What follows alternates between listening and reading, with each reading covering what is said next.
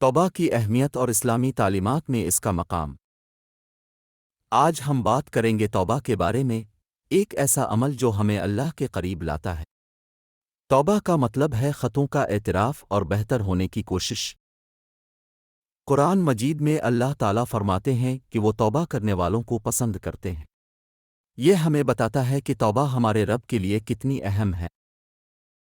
نبی کریم نے فرمایا کہ اللہ تعالیٰ توبہ کرنے والے کو معاف کر دیتے ہیں، چاہے گناہ کتنے ہی کیوں نہ ہوں۔ یہ ہمیں توبہ کی اہمیت بتاتا ہے۔ توبہ کے لیے خلوص دل سے ندامت محسوس کرنا ضروری ہے۔ صرف زبانی جمع خرچ نہیں بلکہ دل سے توبہ کرنی چاہیے۔ اپنے فرمایا کہ توبہ انسان کو نئی زندگی دیتی ہے، گویا کہ وہ دوبارہ جنم لیتا ہے، پاک و صاف۔ توبہ کا ایک اہم جز ہے گناہوں سے باز آنے کا عہد۔